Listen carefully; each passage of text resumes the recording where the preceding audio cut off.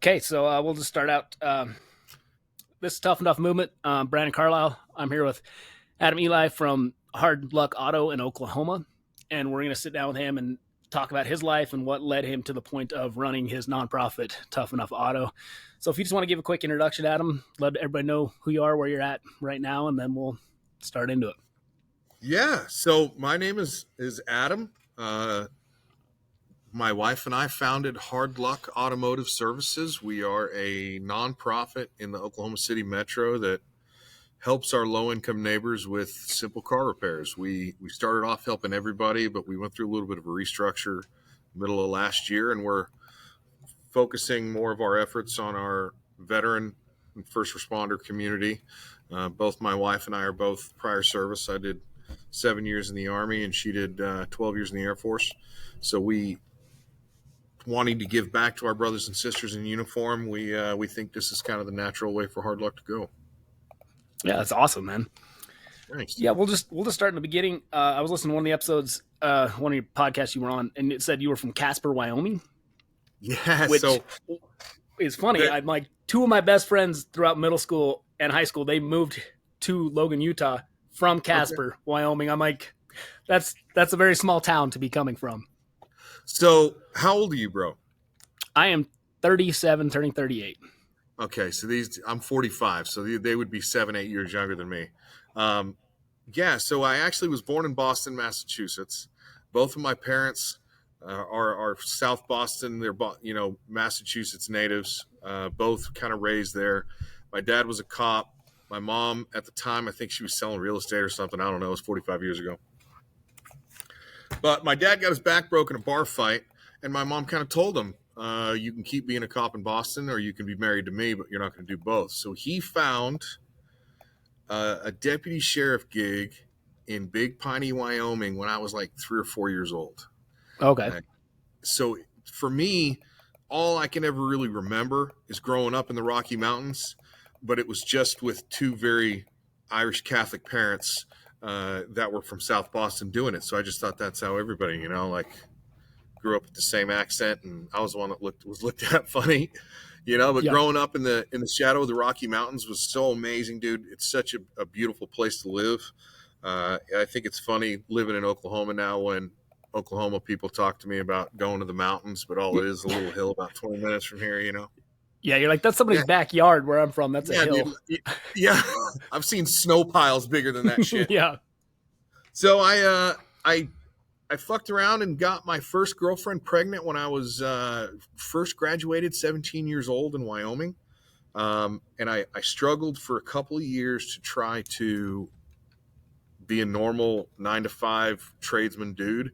And I was at the mall one day, 20 years old. I had a son at home, a mortgage, car payments at 20, dude. And this Army recruiter is like, I can help you out. I can get you benefits. I can do X, Y, and Z. And joined as a helicopter crew chief and a paratrooper. Spent 39 months in combat, 54 months overseas. I've never been back to Wyoming, but that's absolutely what kind of shaped me as a dude is 21 years old, sitting at the MEP station, getting ready to get on a bus to join the Army with a pregnant wife and a boy at home that was a year and a half old. It was wild. Grow up fast that way. Yeah, that is wild. That was in Wyoming when that happened, when you joined the Army, or where were you at that time? I joined the Army out of Wyoming. Like I said, I went first right out of the gate. I went to South Korea. Met my daughter for the first time. She was 3 months old. That was kind of wild. Did some time with the 101st Airborne Division. Went to Iraq with the 101st. Afghanistan with the 10th Mountain Division. Didn't get enough of the abuse while I was in. So right after I got out, I went back as a contractor working for L3 Vertex on their contract field teams doing battle damage on Chinook helicopters. And I ended up doing another 15 months, 39 months total in a combat zone. When I got out, dude, I was whack. PTSD. I loved being overseas. I loved the thrill of combat, and it took me years before I was comfortable just living normal life again, because I had Yeah. spent so much time in a combat zone. Yeah. What? So when you were over there and everything like that, what was your favorite part about being in the Army? What was and like I mean, because you said you just kind of got into it because there was a recruiter there. There wasn't another drive getting into it, or was there? Well, I wish coyote. That sounded good. That did sound good. Um, you know, I initially joined because I had a kid at home, and Yeah. because I was a young man who didn't have any direction, and I didn't know what I wanted to do with my life. But after you spend that much time in a war zone, that much time with these guys, I had it so easy, bro, because when I left Korea, the first real unit that I landed in had just come back from Afghanistan the first time. So all these dudes were all kind of already knew how to handle themselves and had been down range one time. Me coming from Korea, I was in party mode. Like that's all you do in Korea for a year is just get shit faced and, Yeah. hang outside the base bus.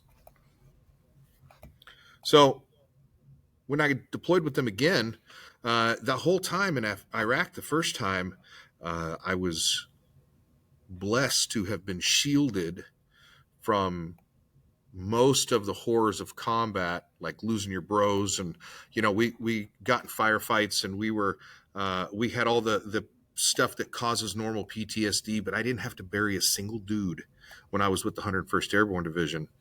And that was completely a different story when I went back to Afghanistan with the 10th Mountain Division. At the time, we lost a whole helicopter full of guys. Cool. So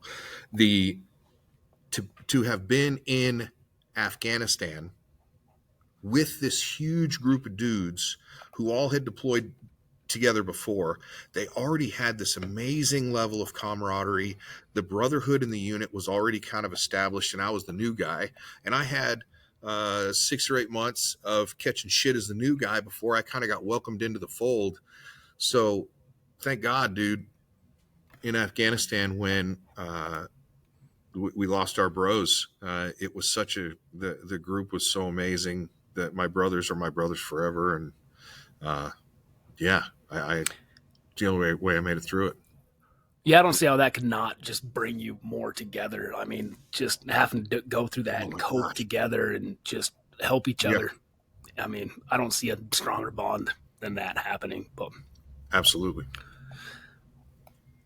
and so then you did that tour, and then you went back again as a contractor. You said, Yeah, I was fucked up in the head, dude. I didn't like being at home. I needed to be back in combat. So the fastest way to do it for me, I was a helicopter crew chief, so I went, got my airframe and power plant license.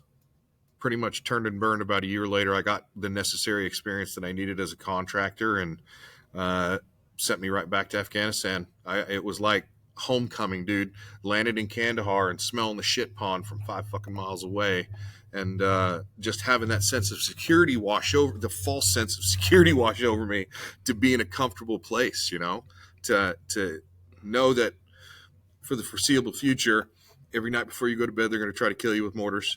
Every morning you're going to wake up, you're going to eat shitty eggs at the chow hall, but you have that camaraderie again.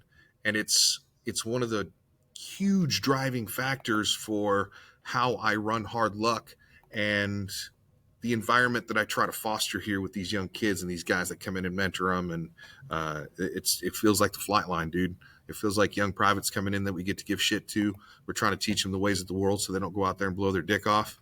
And then, when we see them kind of mature and get their feathers, it's nice to see them on the right path. yeah, no, I could see that being a Yeah. great thing, just to feel that and then to pass it on, just to Right. help people in some sort of way. But Mhm. and so coming back from there, did you stay in contact with people with the guys from the Army there that you served with and everything like that? Was it? Oh yeah, dude. We've got a group chat. We got the Big Dick group chat that we Nice. it's the Big Dick Club. We Yep. my bros, and yeah, absolutely. The guys that I'm close with are the ones that we stay in contact with each other on social media. You get the phone call out of the blue from a bro just to tell you that he saw you on the internet. You kind of look fat that day, so you might want to hit the gym, or, it's good to still kind of catch shit every once in a while from your bros and know that when these fucking wild ass anniversaries come around and you're dealing with all the shit that you got to deal with and remembering all the stuff that happened, that there is a solid group of amazing dudes out there that are going through exactly the same thing you are, and that you can jump on the group chat or call your bros up, or, and that they're all kind of waiting for a call or waiting to call you. Yeah, that's great to have a group like that you can reach out to and talk to, and that have been through the same kind of shit. That's kind of one of the reasons that I was doing this was I want to interview as many different types of people as possible to see somebody's been where you've been, somebody's gone through shit like you have. Yeah. And there are people out there that want to talk to you, that want to help, that want to be there. And if you have a supporting group like that all around all the time, it helps a lot.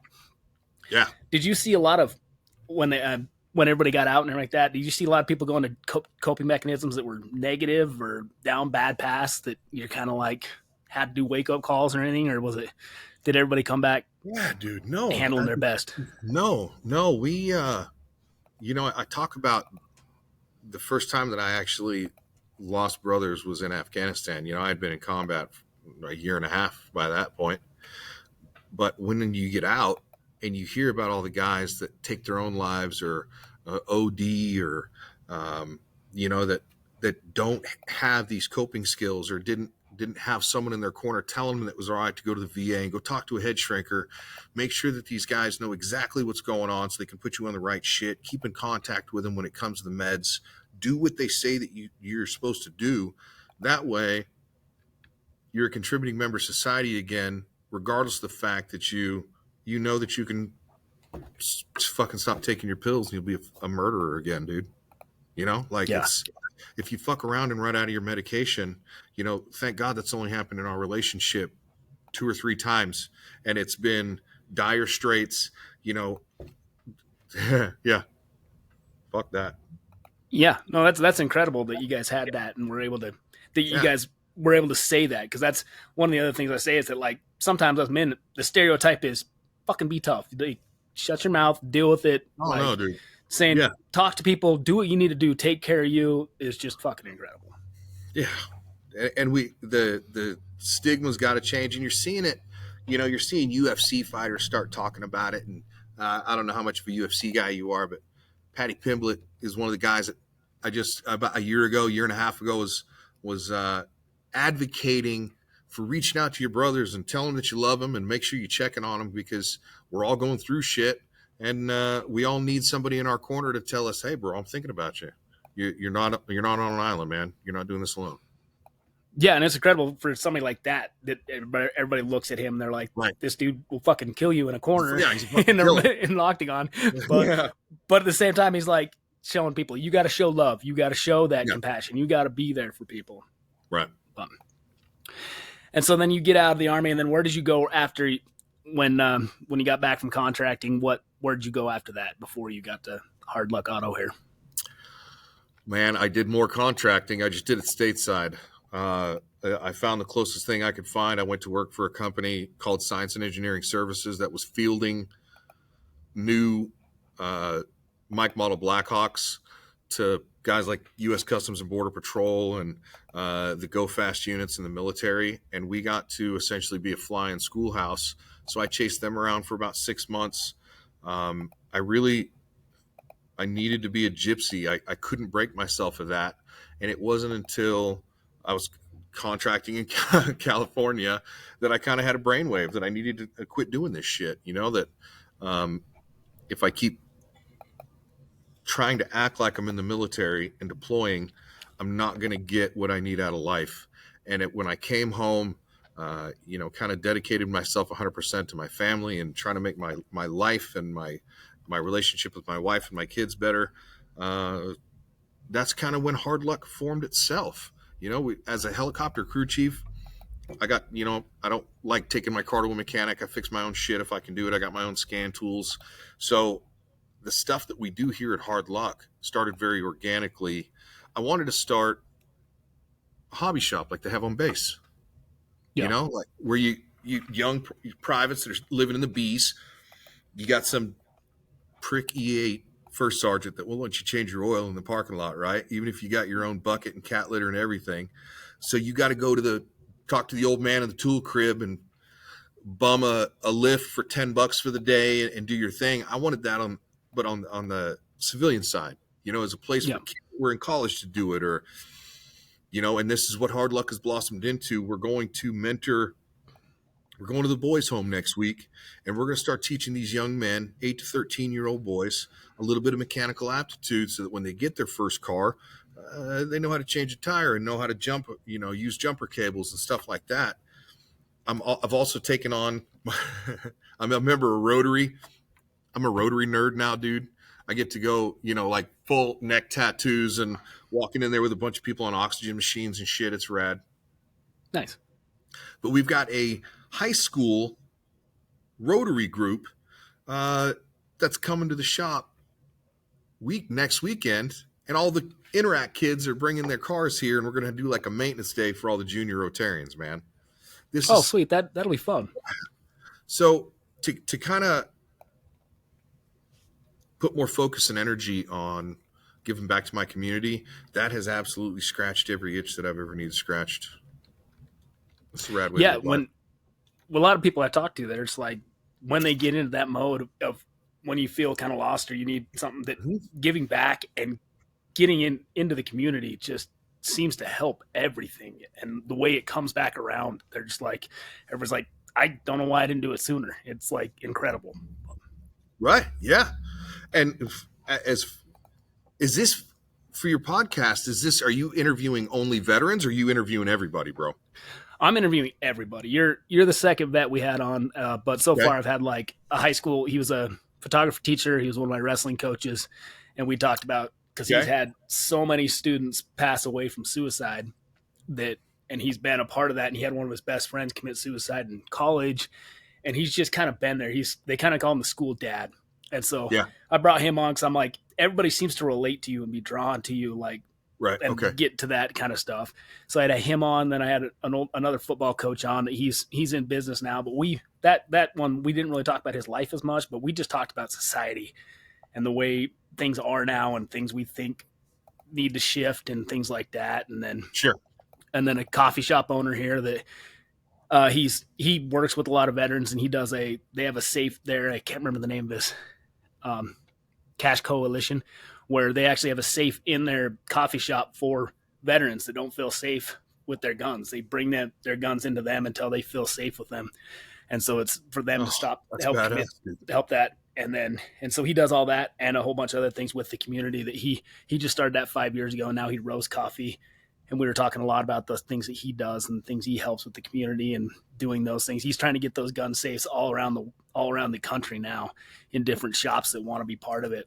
Yeah. And then we had another guy, the other vet. He was in the National Guard. He did a tour over in Jordan and everything like that. And he's been in the National Guard for 20 years. Now he's an HVAC company. He owns one here, and he does a bunch for the community where they give out and help people in need and they also do everything else. So, but you're the first one I'm doing via computer. Everybody else has been here in the Valley that I've either known or had some sort of relation to. So I saw that too, man. I saw you had like a pretty rad setup for people to come to you and actually do this where it looks legit. I'm like, the basement's fucking great. It's perfect. Yeah. So then when you got into Hard Luck Auto, so I've heard the story and I read it in all the articles of why you got that idea. But if you just want to kind of explain the first process of opening actually Hard Luck Auto, and then what made you expand a little bit further with that.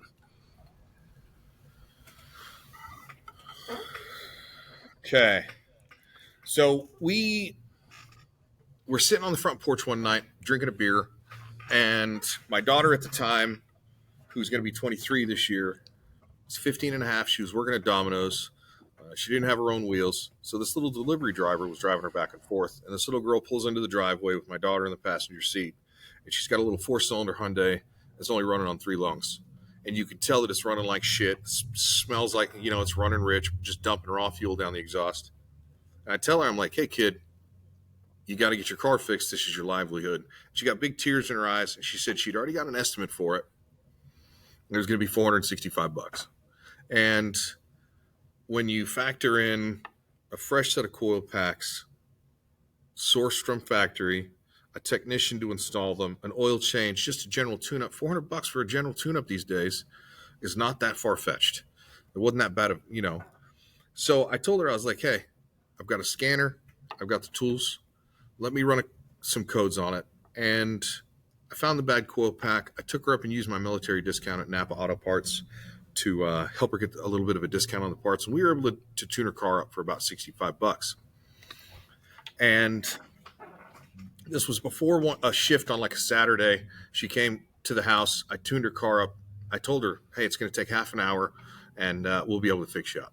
And straight up, half an hour later, she's on her way to work. And that night, when she drops my daughter back off, she gets out of the car, dude, with this huge stack of reject pizzas. Big tears in her eyes, thanking me for fixing her car and how much better it ran that day and this, that, and the other thing. And I told my wife, I was like, there's a niche for this. If you have a nonprofit where, you help battered women or you take care of puppies or you want to feed the homeless or you don't have any problem finding help. But if you're a strong, independent, single parent who has 2 or 3 kids at home, there's no one there to help you if the starter takes a shit on your car. So, And as a nation built on the automobile, right? Like the reason that our stoplights are built the way that they are is off the railroad, and the automobile, all of our rules and regulations are built on how the railroad was built. And you live in a place like Oklahoma, especially where it's so rural, where you'll have full mile sections between intersections, right? Between stop signs. A car is a necessity for most people just to live. And with no help from outside anybody, we're expecting people who are living below the poverty line, who are disabled, who are living on a fixed income or elderly to maintain a vehicle that will get them where they need to go when the hospital is 15 miles away, the grocery store is 5 miles away. We're not built like England, where you'll have huge population centers, or New York City, and like our original cities where those are designed and built after other parts of the world where the vehicle wasn't even part of their history. Huge population centers, everything that they need right there. You walk to the market, you walk to the shop, the doctor's right down the street. The only reason you had a car was to go to another township. Everything you had was local, right? And here we are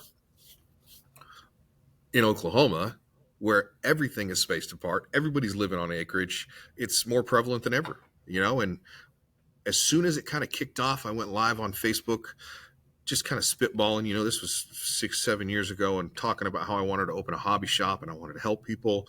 And we are so dependent on the automobile, to where we are today. We've helped more than 4,500 Oklahomans save well over $1 million. I think we're close to $1.2 million now in simple car repairs. We were featured on Micro's show, Returning the Favor. We have print articles in the BBC, the Washington Times, the Washington Post, the Seattle Times. The ride that we're on is not something I could have ever fathomed that first night that I made a Facebook post talking about, I want to throw a toolbox in the back of my truck and help people. If there's a garage out there that's got a spare bay that would let me just work out of it, let me do that. And imagine how much better life would be if we could all get back and forth to work in the doctor and didn't have to worry about, an oil change for $7. I can do an oil change for $7 with my connections at AutoZone. Why the fuck wouldn't every single person that's out there using their car for Lyft, for, Uber Eats, all of that, barely making it, come in and get their oil change for $7?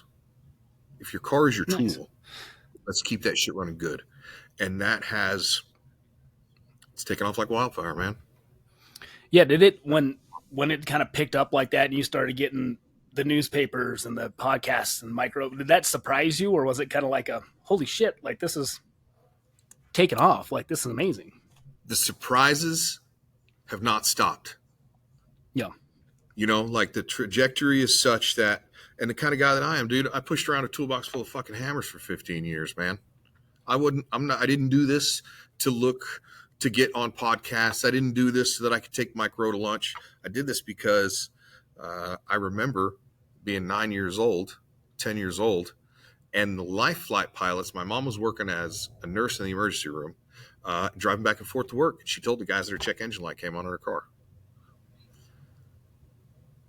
The life flight pilot, one of the paramedics, comes over with a set of ramps and an oil catch pan in the bed of his pickup.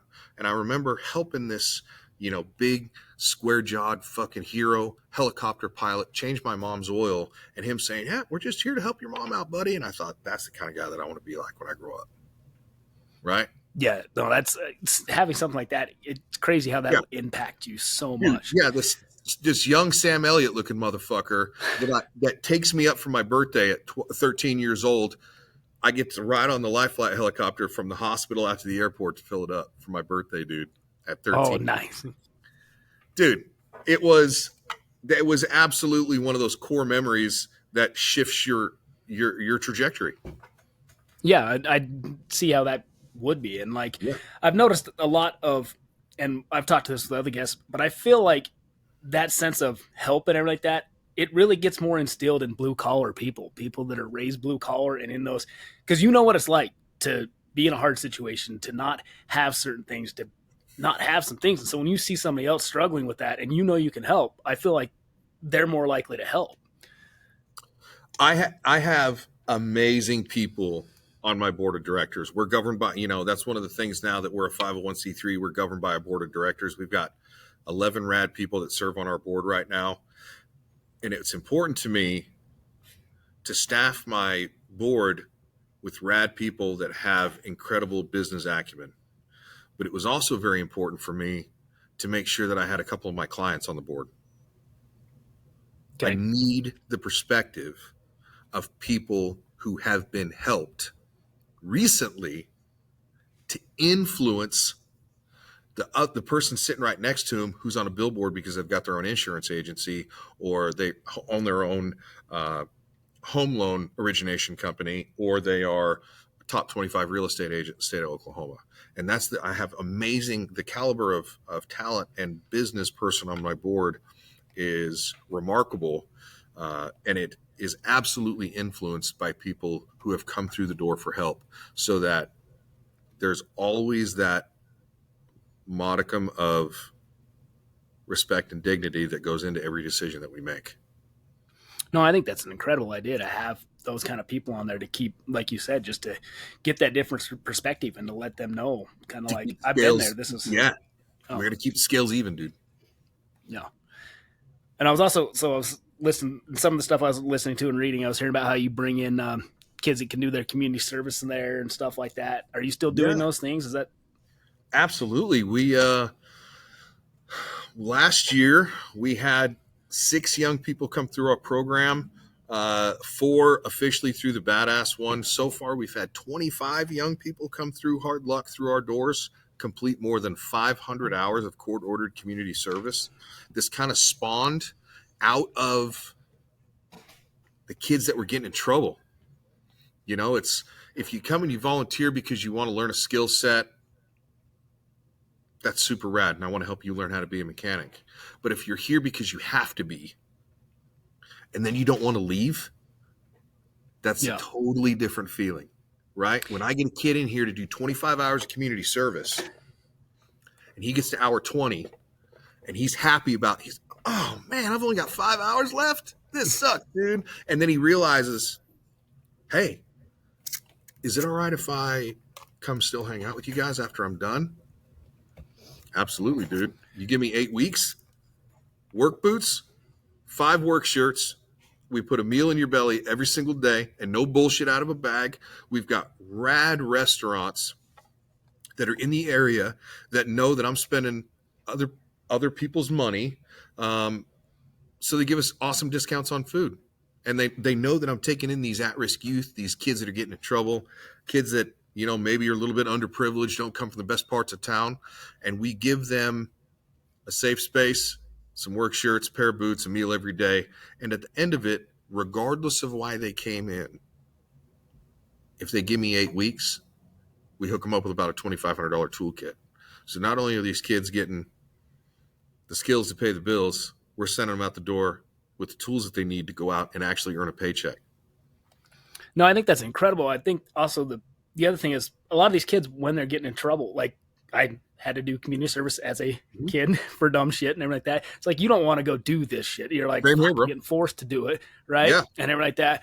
But it's like, if you're getting into an environment that you feel comfortable and safe in, and you see the things that they're doing, sometimes a lot of these kids get into trouble because they don't have those good influences around them. They don't have things around them, structure that makes them feel safe. It's like getting into an environment like that can be life-changing for them, And I tell every one of them when they come through the door, the 2 things you need to know about me is, 1, I'm not going to tell you to do shit twice. If I repeat myself, it's only going to be because I assume you didn't hear me the first time.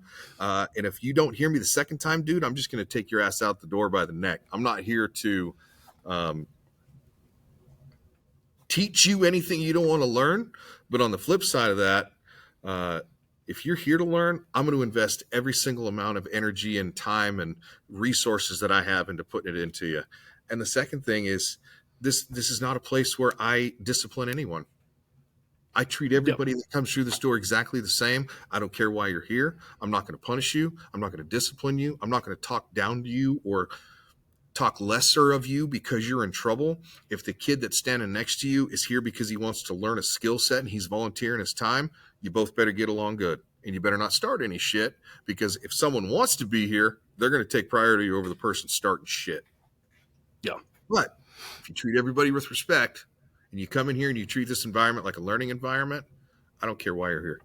And if you give me 8 weeks, you'll leave with tools and work boots and T-shirts and probably about 10 pounds heavier. Hey, that's fine. A little weight never hurt anybody. That's it, dude. Most of these kids are skinny little rails anyway, man. Yeah, they need that. And I think getting that respect thing too, not just with kids like that, I don't feel like they see, especially from adults and everything like that. It's like they feel like their respect interactions with adults are, they're being told what to do. They're being directed. It's not, there's not a mutual respect. And when they get that from somebody, I think it draws people in, Yeah, I agree. And I think that's why we've had the success that we have. Some of these young people, I got a kid, he spoke at my Night of Good Luck last year for 2023. His name's Jackson Sprayberry. I love bragging on this kid. He's a younger brother of one of my really good friends, and he has since become a really good friend. I think he's 21 now. Has he turned 21? He's still a baby, yeah. Between his sophomore and junior year, he was brought up to us by the scruff of the neck by his mom. His mom knew what we were doing at Hard Luck. I was a friend of his older brother. And she said, line this little asshole out. Help me, please. He's going to piss me off. So we put a boot in his ass. We let him hang around. We put a little bit of responsibility on his shoulders, started treating him like one of the crew. And at the end of the summer, he was waiting outside the gate every morning. I'd show up. He'd be waiting right there. Hey, boss, let's do this, man. He came back between his junior and his senior year very early on, started volunteering with us, and came in. He'd only been volunteering about a week in the summertime. Came in big crocodile tears talking about how he had gotten accepted into an internship with the city of Norman, where University of Oklahoma is. And would I write him a letter of recommendation? And he was so worried that we were going to be upset with him, dude. I immediately proud dad, fuck yeah, dude, that's so rad. Punched him up a letter of recommendation. And now, fast forward, he's been promoted 2 or 3 times. He's not even 21 years old. The kid's making over 60 grand a year. He's got a 401k, full benefits package. He's working for the city, in their maintenance department. Another young man volunteered with us. He's the one that was interviewed. If you watched our CBS This Morning thing, we were interviewed by CBS This Morning in early 2020, and this young man brought into us same thing. He got in a fight at school, bought himself a 2-week vacation, and his parents told him, "You're not sitting at home. Your ass is going to Hard Luck for 2 weeks." Yep. And by the end of the 2 weeks, they had pulled him out of regular school, put him on online. He was doing school at night, volunteering with me during the day. Remarkable young man, volunteered with me for over a year, put himself through Votech, got a job as a welder. Same thing, 20 years old, had a little girlfriend, was getting ready to buy a house, and tragically, a tractor trailer pulled out in front of him. He was coming home from his second job. The kid was working 2 jobs as a welder and was coming home from his second job, and a tractor trailer pulled out in front of him on his motorcycle, and he was killed. But we have pictures of these kids all in our break room, where it's how we surround ourselves. So when new kids come in, that kind of that apprehension and that anxiety is pretty quickly quelled when they look around and they see, okay, well, there has been a girl here before. Okay, that dude, I go to school with that kid, or that's my brother's friend, or whatever it is. And they loosen up, and 3-4 days into it, man, they're one of the crew. They're ready to start answering phones and doing TV commercials and shit. Nice. That's awesome. And I think it's great that you teaching that work ethic. I feel like it's harder to get kids now to do hard labor and to work, to be like, they don't want to do the blue collar stuff. They don't want to do what, like, trades and everything like that. And when they get into a place like yours, bleached and put it on plans and make $10,000 a month. Yeah, they're like, why would I do this if I could just do that shit? And I just feel like when they get into a place like that, and they can come and see the environment you guys have and the things you have, and giving back to people and being part of a community and doing these things, it makes them see it's okay to be a trade worker. It's okay. Like, they need us. Like, without guys like us, like, the country's gonna struggle if we're not fixing cars and building houses and doing that. Just like, shit, you guys are gonna be in a bad situation. And it's getting harder for kids to want to go into those trades. We're about to do a little shameless plug here. Okay. So we talk about our Hard Luck episode. We are working with another one of the Micro's recipients through the Micro Foundation, and we're selling his Safety Third shop towels, bro. So if you need some shop towels, jump on our website.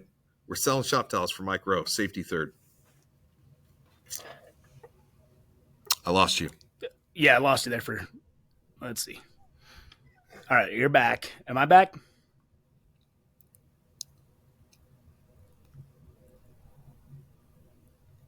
I'm going to have to do that whole commercial over again. Yeah, you're going to have to. We started losing you. Okay. Fuck it. We'll do it live. I'll write it. We'll do it live. Okay. So, Safety Third, Micro Foundation. We are selling shop towels to benefit the Micro Foundation on our website. And what's rad about these is they are Micro's Safety Third shop towels. Nice. And they benefit. The reason I pitched that bullshit salesman plug to you, we're talking about the trades. And that is something that the Micro Foundation is huge on, is giving people grants and scholarships to pursue the trades, bro. Yeah. The same way you can apply for FAFSA, and you know there are grants out there for if you want to go do X, Y, and Z. Micro and the Micro Foundation is making it cool and profitable to go be a tradesman, and they'll help you get your education. Yeah, that's awesome. Super rad, dude. You know, like, and for as cool as that dude is on TV, on camera, he's twice as cool in person.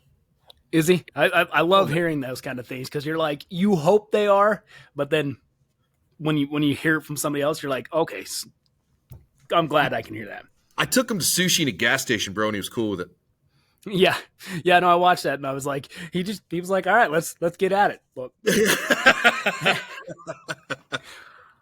he didn't say if he regretted it later, but I know they talked about the diarrhea, and he was like, he didn't go into specifics, so it must not have been too bad. Yeah, my mom likes talking about diarrhea. Yeah.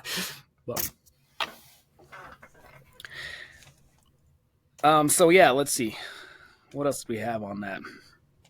And then, because I listened to, like I said, I listened to a couple. And then the reason I brought you on was because I told you that my cousin had given me your contact information. And you're like, Okay. do I know him? And I was like, I don't know, because he didn't give me the full story. But I called him yesterday. I'm like, I need a little backstory so I can know how I got in touch with him. So I called him, and he's like, yeah, I was at an Oklahoma oil convention. And he's like, and we had a booth there. He's like, this is kind of like most of the people there are in shirts and ties and collared shirts. And he's like, and this dude walks in just wearing fucking overalls and a straight brimmed hat. And he goes, and just the way he carried himself, I was like, fuck, I want to be that guy's friend. He's like, so I went and found his booth. He's like, I went and found his booth.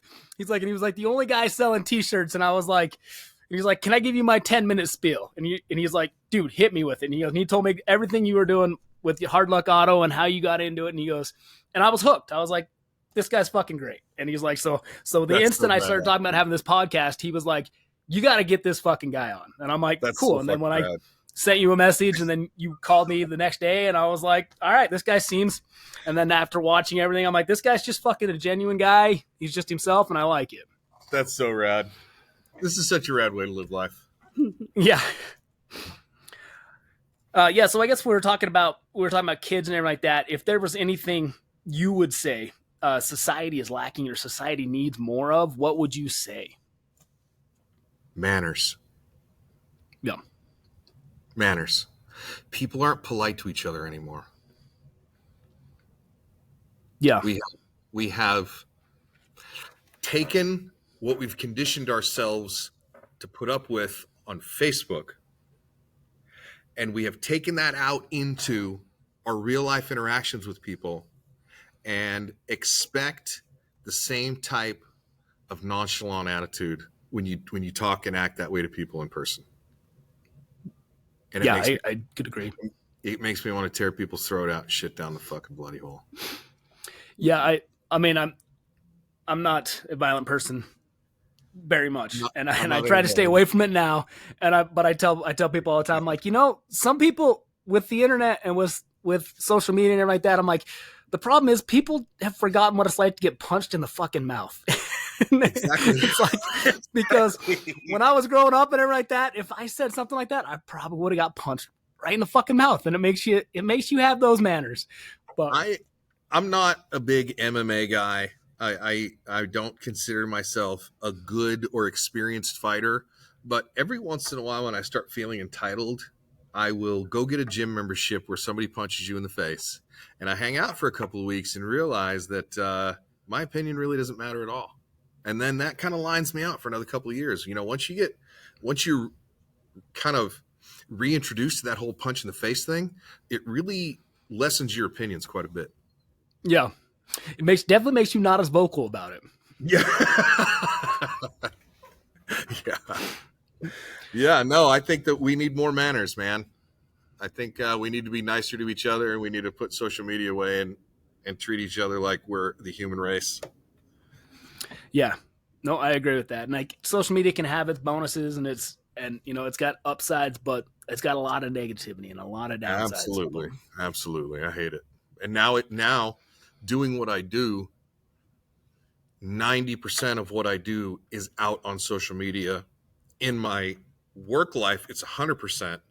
And now everything that my wife and I do in the evenings, everything we do on the weekends, we have to it's almost a necessity to incorporate social media so that we can show everybody else that we're doing the right thing with our life and not just running a page and then hiding behind our social media. It's a double-edged sword. I really dislike social media, and I long for the day when I don't need it on a daily basis. Yeah. And I think another problem with it is it makes people talk the talk and they're not walking it sometimes. It's like, if you're going to do it, practice what you preach. Don't make this bullshit post and don't make these things if you're not doing it in your daily life. And so exactly. Yep. I agree. And if you were going to give, like, I say convert it either way of, if you were going to go back and give your 18-year-old self advice, or what advice would you have for 18-year-olds in general? Wear rubber, for fuck's sake, man. Don't have kids with someone you don't like, and slow down. You got the rest of your life to figure shit out. Yeah, it's a process. You got to trust the process of life Yep. and figure that out. Let it build for a while before you get into those situations. And now that's kind of, yeah. Yeah, I wish I could have whispered in my 18-year-old's ear that, listen, you got the rest of your life to figure shit out, and don't be so scared to buy those rubbers. Yeah. It's funny, when I was in high school, like a bunch of my friends were doing this, and I was like, why aren't you wearing a condom? And they're like, well, then I have to go buy them. I'm like, dude, just let me, I'll go fucking buy them. I don't give a shit. Yeah. Like, I'll go in a Speedo and buy you some condoms. I don't give a shit, dude. Let's keep this shit under control. Yep. For some of them, it was because I was like, you shouldn't reproduce. You're kind of an asshole. But I didn't say it. There's that too. All right, we're gonna add condoms to the list of shit we keep at the shop for the summertime. I just thought of that. That is a good idea. That is. Yeah, man. Wrap that shit. That would be my advice to an 18-year-old kid. Okay, and so what is your, like? I mean, you say giving back. Is that the favorite thing you have? Is giving back to people with Hard Luck, or is it the relationships you're building, or is it the people that come in and work for you? Is it all of it in general? What do you think your favorite thing about having Hard Luck Auto go? My favorite thing about Hard Luck Auto now is where my wife and I are at in life, and that we get to enjoy it. You know, I am so blessed to have married, one, someone who's prior service, two, is able to use her skill set in the private sector and be employed by the government so close to where we live, so that she straight up is my sugar mama. I get to, I don't make any money doing this. We just now are at the point where we can start paying ourselves. And for the first year, I'm taking a $6,000 salary of my now 7th year as a nonprofit. This is the first year that I'm paying myself, and my first year salary is $500 a month. So where we're at in life, to be able to go home, smoke a little weed on the porch, watch my chickens peck, be able to experience and live my life in the moment, especially for all my bros that didn't make it, that didn't get to come home, that don't get to experience that. It keeps me from being in a shitty mood when I take in all of the things that I have been so blessed to have now. And that's absolutely my favorite thing in the world, dude. Sitting on my front porch and just feeling blessed for what God has given me and where we're at in life. Yeah, that's incredible. That's got to be a great feeling to be at that point in your life now. At one of the interviews, I actually heard that your wife does some work with the B-52 bomber. Yeah, and she's funny enough, dude.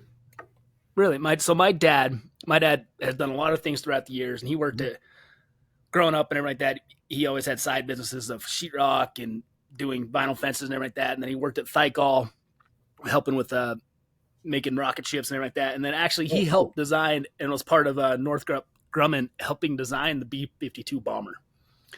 And so he couldn't talk about it for a long time, the new one that they just came out with.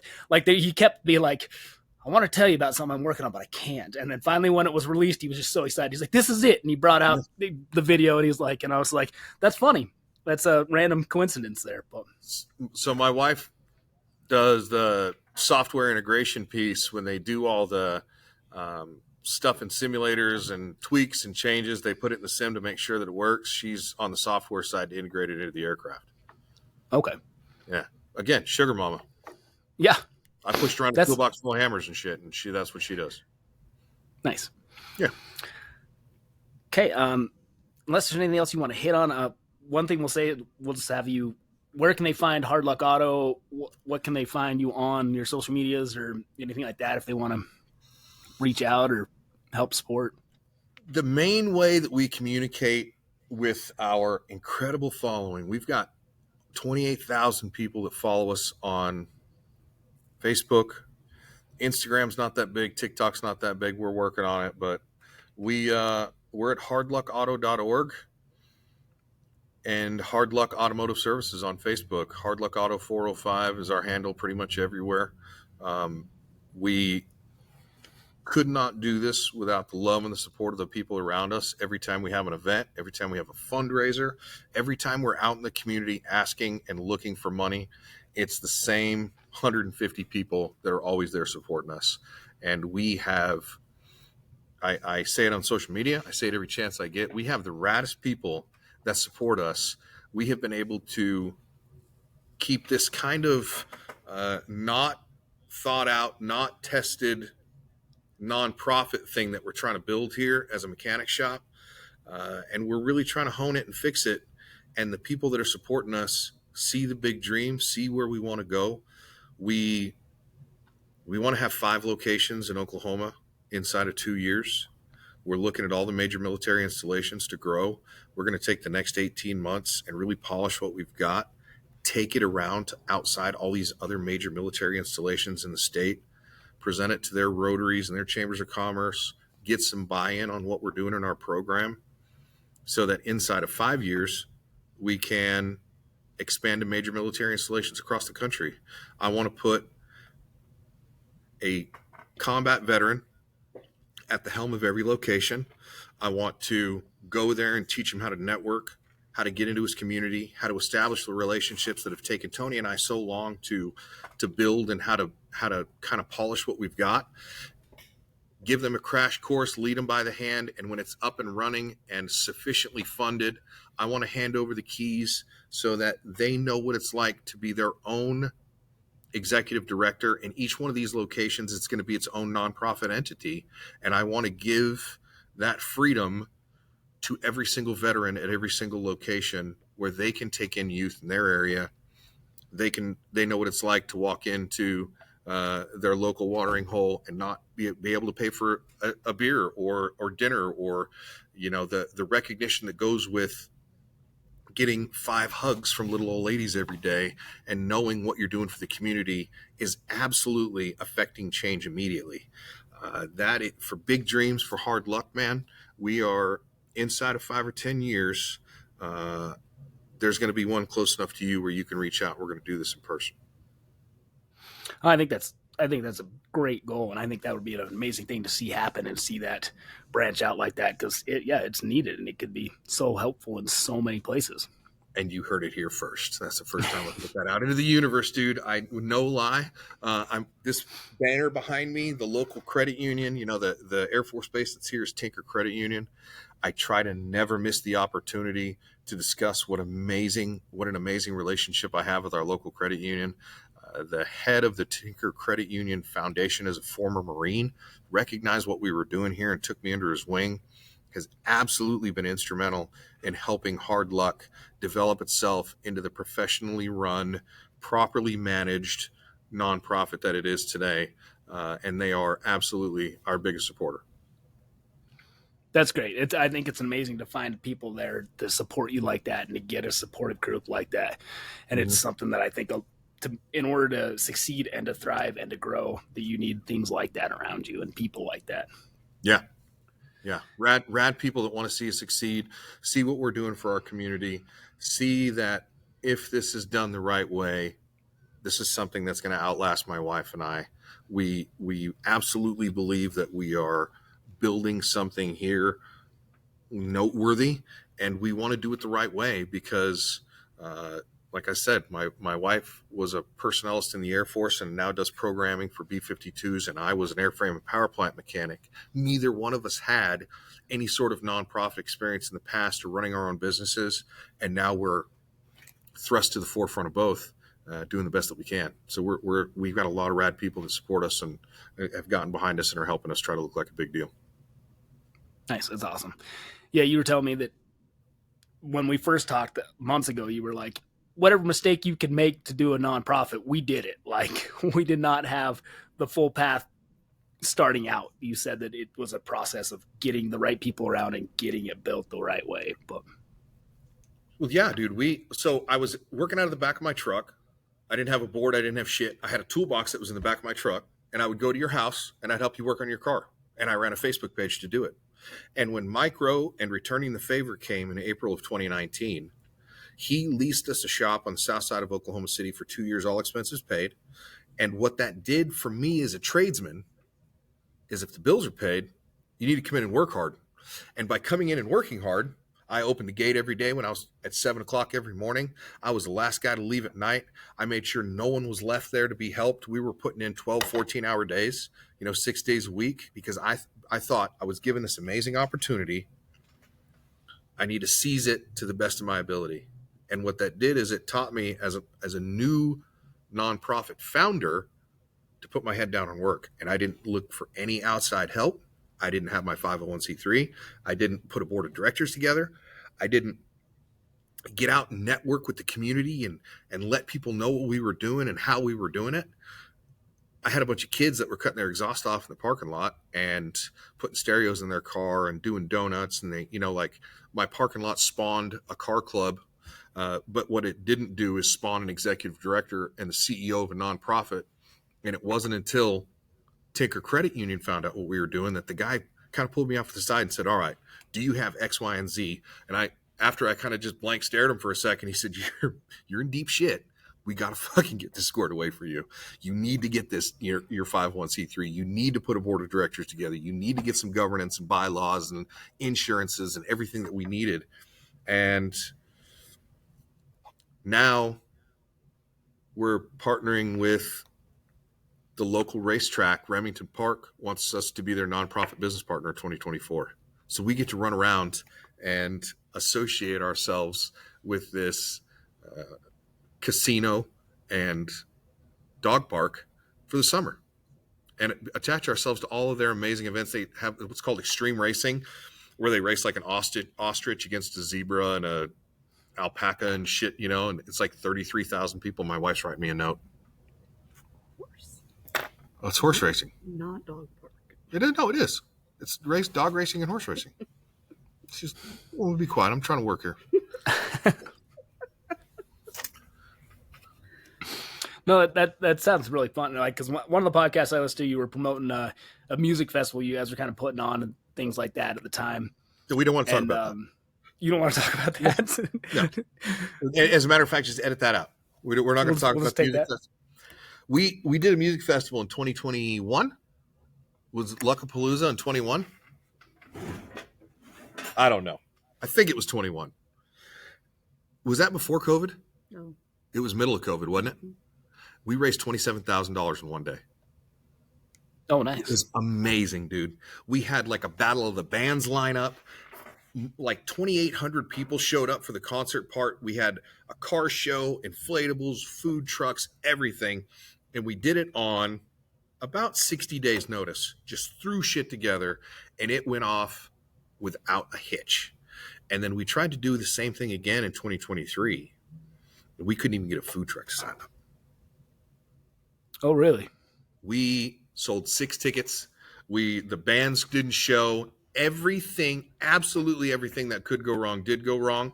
And when you reached out to me last year, we were so jazzed because we were like, we've got our shit together now. We got a 501c3 now. Our board's going to help us out. And it was crickets, dude. Nobody even gave a shit about the second Hard Luck Music Festival. And I will never do another one again.